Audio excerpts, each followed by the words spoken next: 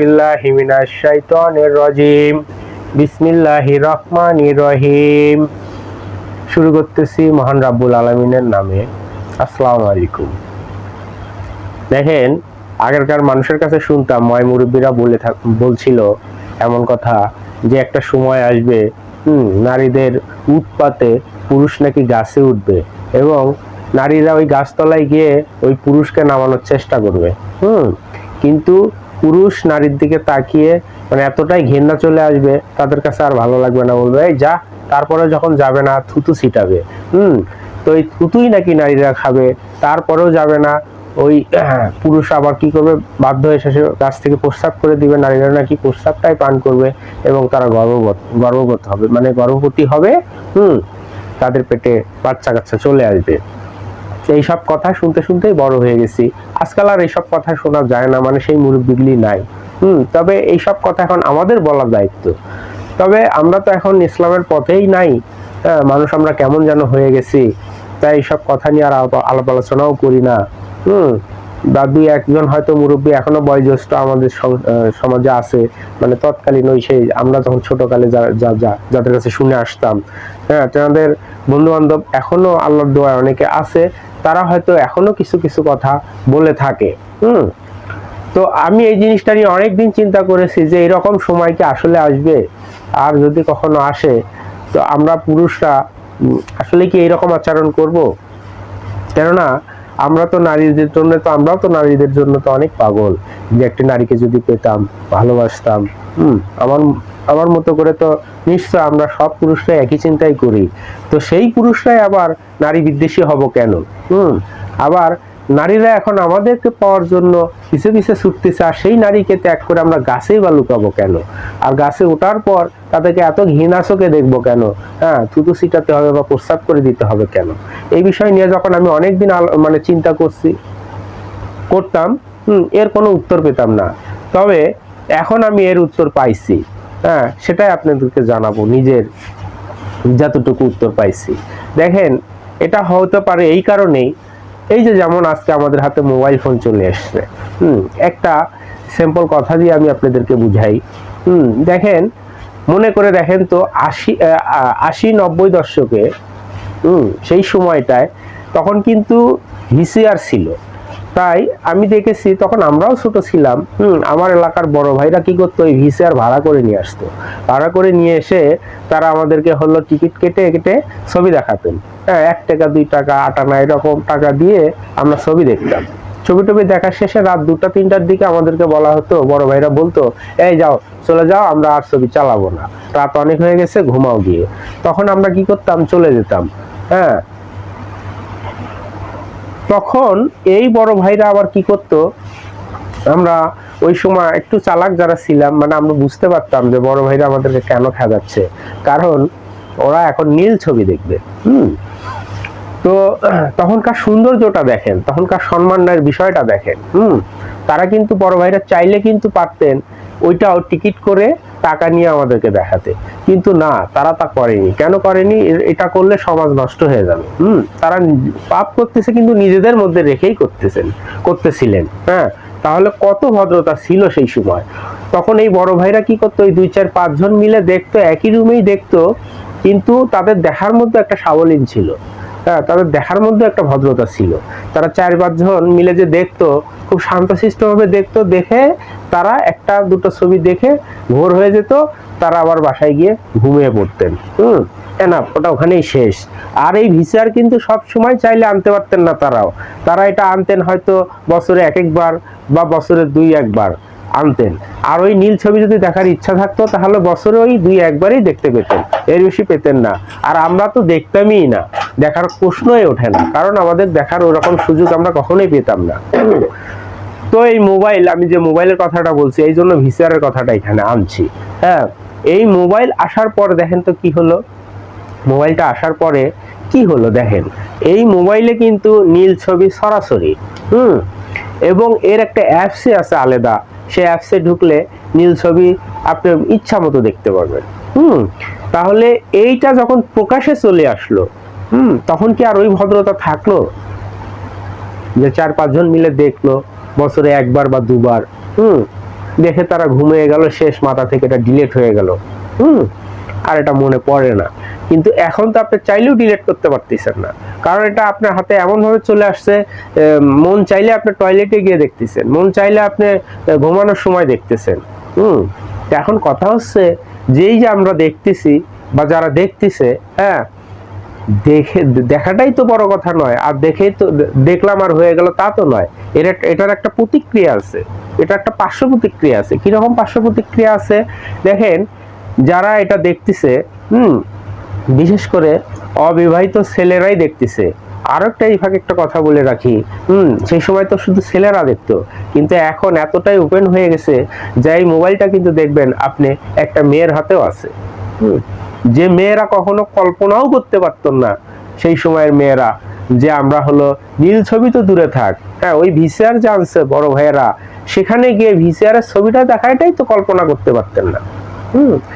আর এটা এখন এতই সহজ হয়ে গেছে যে মেয়েটা চাইলেও যে কোনো মুহূর্তে দেখতে পারে। একবার ভাবেন তো, আমরা কোথায় গেছি, কোথায় আছি।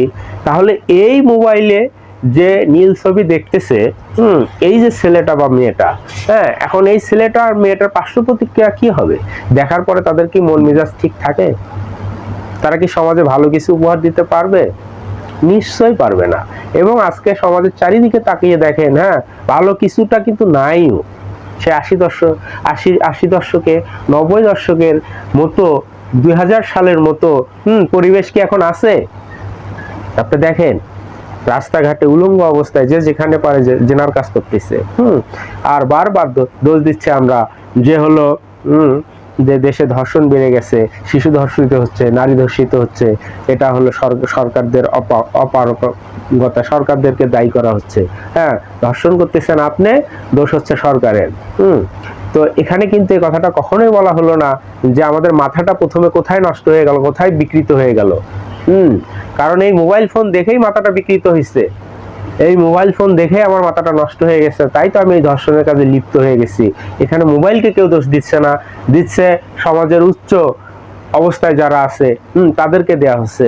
হ্যাঁ, তো তাদেরকে দোষ দিয়ে লাভ কি ভাই? আসলে আমাদেরকে খুঁজে বের করতে হবে এর মূল সমস্যাটা কোথায়। তো এখন দেখেন, যে ওই যে বলেছিলাম যে গাছে উঠবে, এখন সেটার বিষয়ে একটু ধীরে ধীরে আগানো যাক, যে গাছে কিভাবে পুরুষ উঠবে, আর আমি এটা কিভাবে পেলাম সেটাই আপনাকে বলতেছি। দেখেন, যখন কিনা এই যে 14, 16, 18 বয়সের ছেলে এবং মেয়েরা এই নীল ছবি দেখতেছে, তাদের পার্শ্ব প্রতিক্রিয়া কি হবে এবার সেটা নিয়ে ভাবা দরকার। দেখেন, তাদের পার্শ্ব প্রতিক্রিয়া এটাই হবে, তারা শারীরিকভাবে অক্ষম হয়ে যাবে। কেননা এরা কিন্তু এটা দেখার পরে নিজের সঙ্গে নিজে তারা জুলুম করেছে দিন রাত। এই জুলুম করতে গিয়ে, হ্যাঁ, তাদের শারীরিক ক্ষমতা তারা হারিয়ে ফেলেছে দিনে দিনে, তারা নিজেরাও কখনো বুঝতে পারেনি। যখন কিনা এই যে একটা পুরুষের, নারীদের একটু কমই হয়, আর নারীরা এখনো লজ্জাবতী, তারা কিন্তু নীল ছবি একটু কমেই দেখে আমার মতে, এবং তারা দেখতে চাইলেও অনেক সময় দেখতে পায় না। আর মোবাইল ফোনটা পুরুষের মতো অতটা কাছেও হয়তো এখন পর্যন্ত পায়নি। তাই নারীরা এই বিষয়ে অনেকটাই ভালো থাকবে, কিন্তু পুরুষ সমাজ, হ্যাঁ, এই ইয়াং সমাজ এমন একদিকে চলে যাচ্ছে, তারা তাদের পুরুষত্ব হারিয়ে ফেলবে নিজের উপরে জুলুম করতে করতে। এই পুরুষত্ব হারিয়ে ফেলার পরেই, হ্যাঁ, আর দিনে দিনে দেখবেন জরিপে আসতেছে গোটা বিশ্বে নারীর সংখ্যা কিন্তু দিনে ক্রমাগত এতটাই বেড়ে গেছে, যা আপনারা এই জরিপগুলি দেখলে বুঝতে পারবেন। বা আপনার পাশের স্কুলে দেখবেন, হ্যাঁ, যে ওখানে ছেলে ছাত্র কতগুলি আর মেয়ে ছাত্রের সংখ্যা কতগুলি, তাহলে অনুমান করতে পারবেন মেয়ের সংখ্যা আসলে কতটা বেড়ে গেছে। তাহলে মেয়ের সংখ্যা কিন্তু এদিকে বেড়ে গেল, এটার প্রমাণ পাওয়া গেল। আর এটা এই যে পুরুষরা যে নিজের প্রতি জুলুম করতে করতে তাদের শারীরিক অবস্থা যে শেষ করে ফেলেছে, তারও প্রমাণ কিন্তু পাওয়া গেল। এখন এই মেয়েগুলি এই পুরুষের কাছে যখন যাচ্ছে, হ্যাঁ, এক রাতেই তাদের বিয়ে টিকতেছে না, কারণ পুরুষের কাছে সে যেটা পাওয়ার আশা সেটা পাচ্ছে না, বিধায় সেখানে তাদের বিয়ে টিকতেছে না। এই নারীটা এখন দেখবেন যে হলো বিয়ে বিচ্ছেদের সংখ্যাটা অনেক বেশি, এটাও আপনারা ফলো করবেন। তো আজকে বিয়ে বিচ্ছেদের সংখ্যাটা যখন বেড়ে যাচ্ছে, তো এই পুরুষরা একদিকে নারীর সংখ্যা বেড়ে গেছে, বিয়ে বিচ্ছেদের সংখ্যা বেড়ে গেল, তখন এই নারীগুলি যখন তাদের মনের যে ইচ্ছাটা পূরণ করতে চাবে, হ্যাঁ, টাকা পয়সা ধন দৌলত এগুলি তো বড় কথা না। ওই যখন মনের বিষয়টা যখন তারা করতে চাবে, তখন এই পুরুষের কাছে যাবে। এই পুরুষ তো আসলে সে তো তার ক্ষমতা হারিয়ে ফেলেছে, তখন এই পুরুষের উৎপাত, এই নারীর উৎপাতেই কিন্তু এই পুরুষটা গাছে উঠতে বাধ্য হবে। তখন কিনা এতটাই বাধ্য হবে যে তখন সে থুতু ফেলতে বাধ্য হবে, প্রস্রাব করে দিতে বাধ্য হবে। আপনারা হিসাবটা এবার মিলিয়ে নেন। সেই সময় এসে গেছে, খুব খুব বেশি দূরে না, অনেক নিকটবর্তী এসে গেছে। তাতে বোঝাই যায় আসলে কিয়ামতও কিন্তু নিকটবর্তী এসে গেছে, কারণ এগুলি তো কিয়ামতের আলামত। তাই যদি বাঁচতে চান, নিজের সন্তানের হাতে কখনোই মোবাইল ফোনটা দিবেন না, নিজের মেয়ের হাতে কখনোই মোবাইল ফোনটি দিবেন না। যদিও দিয়ে থাকেন তো নজর রাখবেন সে কি করে। বিশেষ করে রাতের বেলা কখনোই দিবেন না, মোবাইলটা কাছে রেখে দিবেন। দেখেন, সন্তান আপনার, চিন্তাও আপনার। শুধু মোবাইল ফোনটা না দিলে, যদি আপনি মোবাইল ফোনটা না দেন, শুধু যে ওই কাজ থেকেই ভালো হবে তা না,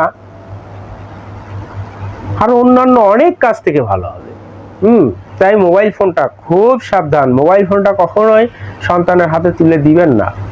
যদি দেন তাহলে আপনার নিজের সন্তানকে নিজেই আপনি ধ্বংসের দিকে ঠেলে দিচ্ছেন, আপনি নিজেও কিন্তু এই জিনিসটা বুঝতে পারবেন না। তাই দয়া করে অনুরোধ করে বলবো আপনাদেরকে, আপনারা ফোনটা কখনোই ছোট ভাই ছোট বোনের হাতে দিবেন না, ছেলে এবং মেয়ের হাতে দিবেন না। মোবাইল ফোনটা কখনো কখনো কখনোই দিবেন না। তাহলে আগামী সমাজ নিশ্চয় ভালো হবে এবং ভালোর দিকে আসবে আশা করা যায়। তো আমার ভিডিওটা আপনারা শেয়ার করে দিবেন। শেয়ার করে দিলে নিশ্চয় ওই সব বাবা মার হাতে গিয়ে পড়বে, ওই সব ভাই বোন, বড় ভাই বোনের হাতে গিয়ে পড়বে যারা কিনা হলো দেখার পরে একটু সচেতন হতে পারবে যে ছেলে মেয়েকে আর ফোনটা দেওয়া দরকার নাই। এবং যে ছেলে মেয়েরা এই ফোনটা পেয়ে এইসব দেখতেছে, হ্যাঁ, তাদের মাথায় ঢুকবে যে না, এইসব দেখাটা ঠিক না, এইসব দেখলে আমার পুরুষত্ব হারিয়ে যাবে এক সময়। তখন তাদেরও একটু উপকার হবে। তাই আপনারা এটা শেয়ার করে দিবেন, দিলে মানুষের উপকার হবে, সমাজের উপকার হবে, দেশের উপকার হবে। আসসালামু আলাইকুম, ভালো থাকবেন, আল্লাহ হাফেজ।